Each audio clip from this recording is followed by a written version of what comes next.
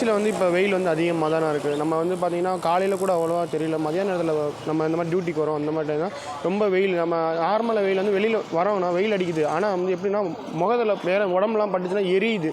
அது வந்து ரொம்ப ஒரு ஹீட் அதிகமாக இருக்க மாதிரி தானே இருக்குது. அதனால நம்ம என்ன பண்ணால் முடிஞ்ச வரைக்கும் வெளியே வர தவிர்க்க முடியும். அப்படி தவிர்க்க முடியாத சூழ்நிலை அப்படின்னு பார்த்தோன்னா நம்ம சன்ஸ்க்ரீன் லோஷனு அந்த மாதிரி நம்ம குளுமையான பொருட்களை வந்து சாப்பிட்லாம்ண்ணா. அது இந்த தர்பூசணி, வெள்ளரி பழம் அந்த மாதிரி நிறைய உணவுகள் நம்ம வந்து முக்கால்வாசி பார்த்திங்கன்னா குளுமையான உணவுகள் எடுத்து ஐஸ்கிரீம் சாப்பிடக்கூடாது. அது வந்து உடம்புக்கு வந்து சூடு தான். அது ஐஸ்கிரீம் சாப்பிட்ணும் நான் சொல்ல வரல.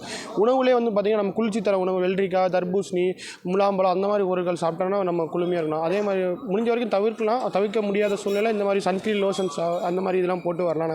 இந்த மாதிரி நம்ம எவ்வளோ ப்ரொடெக்ஷன் பண்ண முடியும். ஆனால் வெயிலுக்கு வந்து உடம்புக்கு நல்லது தானே. ஆனால் ரொம்ப நம்ம உடம்புல படும்போது பார்த்திங்கன்னா நமக்கு வந்து ஒரு மாதிரி இரிட்டேஷனாக இருக்குது. இரிட்டேஷன் சொல்ல முடியாது, ரொம்ப ஒரு மாதிரி எரியுது, நமக்கே தெரியாமல் ஒரு மாதிரி வேறு அதனால வந்து ஒரு மாதிரி இருக்குதுண்ணா. அதான் நம்ம வந்து முடிஞ்ச வரைக்கும் வெளியே வரோம்னா தவிர்க்கணும். அதனால் உணவுகள் நம்ம எவ்வளோக்கு நல்ல உணவுகள் சாப்பிட்றோமோ அந்த இயற்கையை எப்படி சொல்கிறதுனா நம்ம உணவுகளை வந்து நம்ம இந்த மாதிரி